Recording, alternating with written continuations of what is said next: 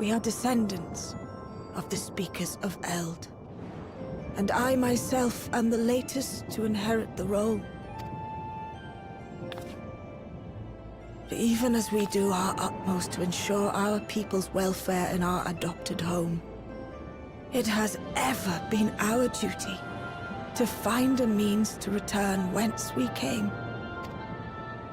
Alas, our ancestral treasure never did answer our prayers. And that left my elder sister, the previous speaker, mired in doubt.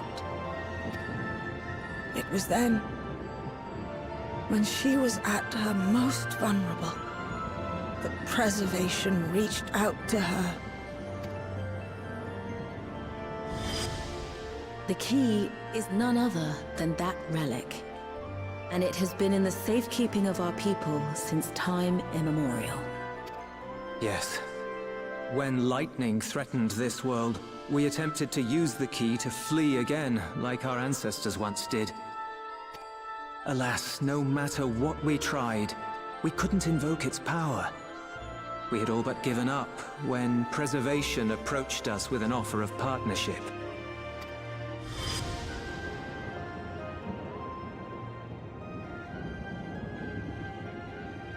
We've heard this part before, from my parents' memories. My mother was your sister. She was, which makes you an heir to the Speaker's legacy. The last message I received from your parents said that in order to thwart Preservation's design, they must send away both their daughter and the key. I now understand what became of the former. As for the latter, through conversing with your friends, I gleaned with whom it currently resides. And is it your wish that we give it back?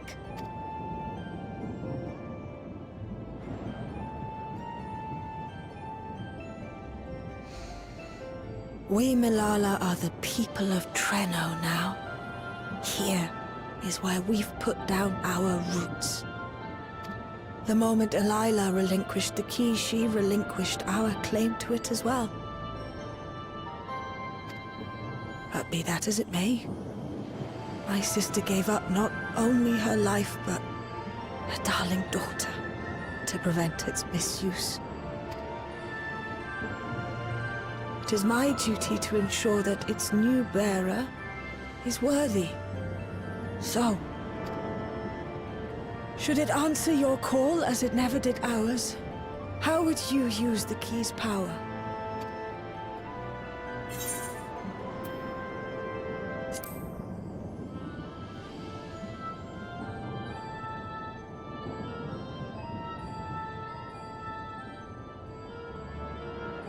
For some, that might be a self-serving end.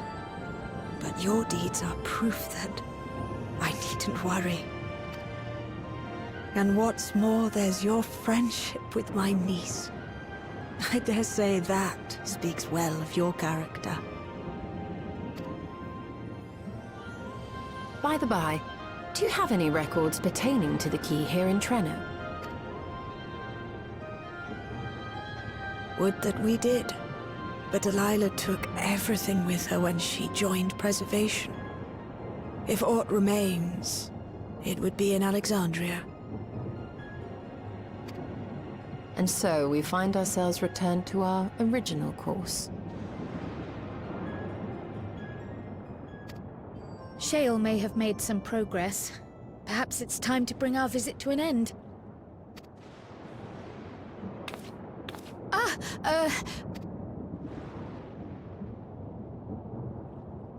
But by that, I don't mean to say that I don't feel welcome in Treno. You've all been so kind and accommodating. And in many ways, it's my hometown. It's just that, well,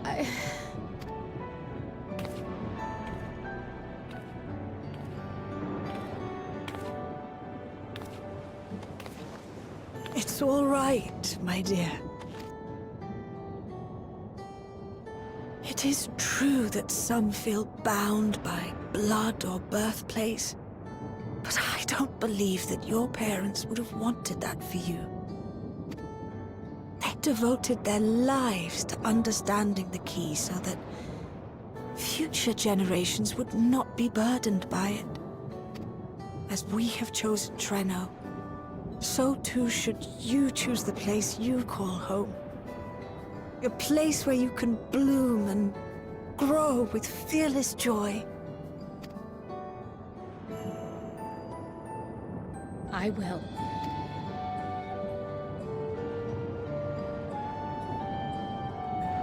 We must give you a proper send-off, though. Wait for us by the gate, will you?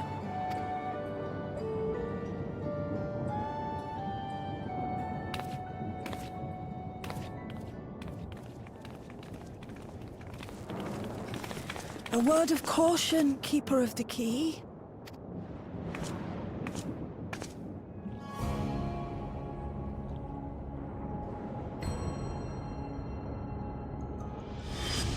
As you know, it is a relic that has traveled across centuries and worlds, passing through countless hands, oft beckoning to those ruled by ambition or avarice. Indeed, some have wondered if it chooses its master. But I believe differently. I believe that some inexorable force, call it fate, if you will, ushers it from one bearer to the next. Be wary, for fate's regard now falls upon you.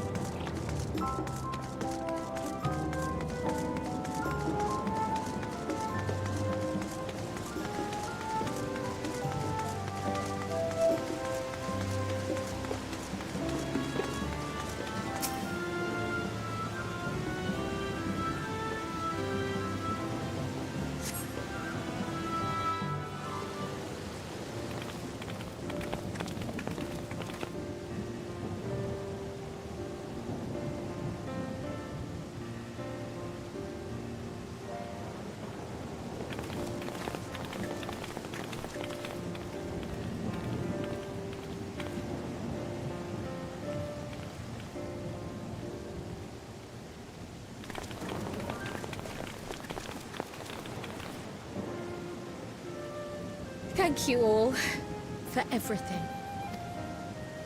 We're the ones who should be thanking you. You fought so many times for us.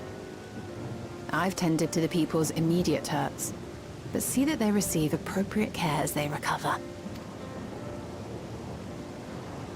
I still can't believe you took down the Dawntrail. Just like that. You're my hero, truly. And I'm sure Mum and Dad and everyone else we lost will rest easier now that it can never hurt anyone again. For my part, I cannot thank you enough for supporting my plan for the barrier. Not to mention that we wouldn't even have the electrope to restore it without your aid.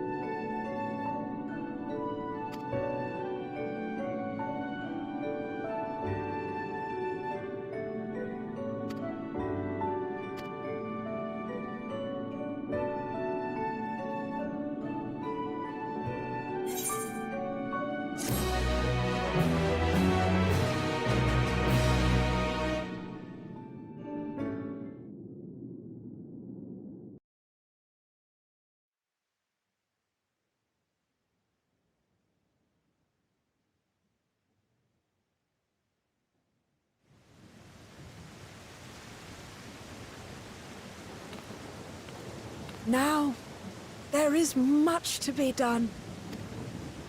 With access to the mine restored, I'd like to explore methods to expand our food production systems. I look forward to your insights.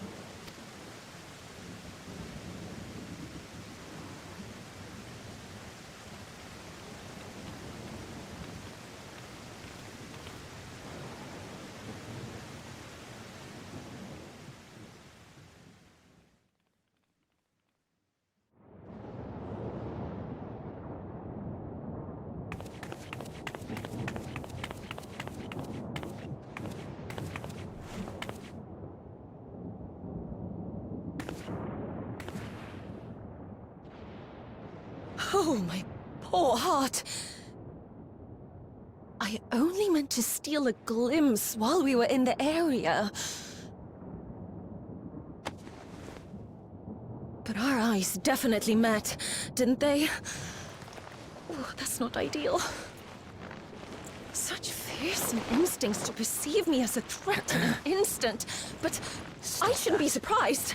It's the Source's vaunted hero, after all. Holmerut! Oh, dear me! Oh.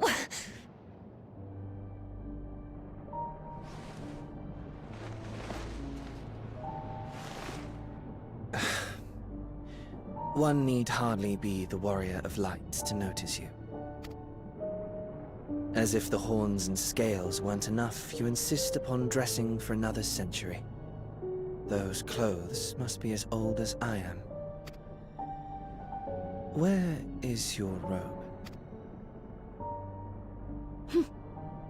You mean the robe that practically announces me as an Ascian?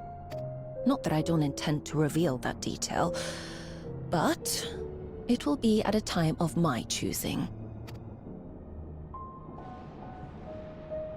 Besides, if one of us can't help but draw the eye, it's you.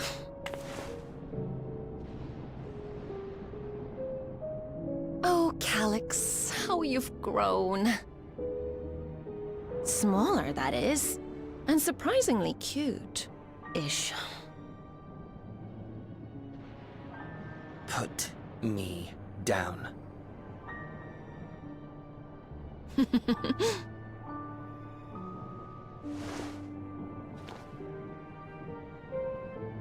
Jests aside, we will be departing the 9th all too soon. If you wish to say your goodbyes, I could find you a vessel and mold it to match your preferred presentation. Don't you dare. I will not debase myself by occupying a living body ever again. And in any case, to travel the rift as you do requires the shedding of one's flesh, does it not? I apologize if I upset you. Your understanding is, in essence, correct. The magics cannot bring a vessel through the rift. Ergo, you must discard it and assume a form of pure ether until you reach the other side. However, that doesn't mean you need discard everything like so much refuse. Using fissures such as this, one can easily send small amounts of matter between reflections. Matter such as your archived memories.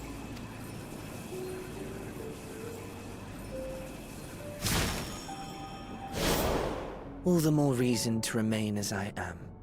At present, I could pass through a fissure myself. And as this form suffices for surveying the material realm, I see no reason to expend effort searching for a replacement. I wish only to observe. That is enough. Very well. I shan't press. Nevertheless, odd though you may look, I would encourage you to bid farewell to those to whom you have attachment. For now that you've failed, unless our hero changes course, this world is doomed to die.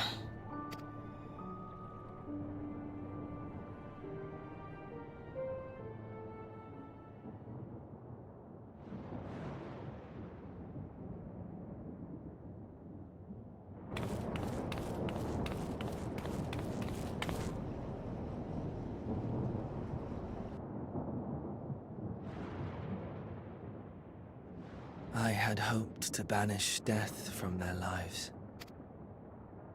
Why should it come to all, whether they will it or no? Why must any accept this burden and grief? It was never about any one person. So no, there are none with whom I would exchange fond farewells.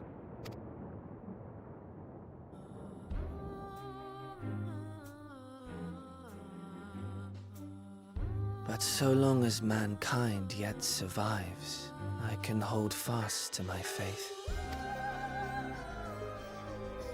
That my life's work might again bring someone's salvation. Hold fast you must, as we press ever onward. For soon it begins, and every world shall tremble. The Winterers must be prepared to outlast the great withering to come. That's your ominous prediction, is it?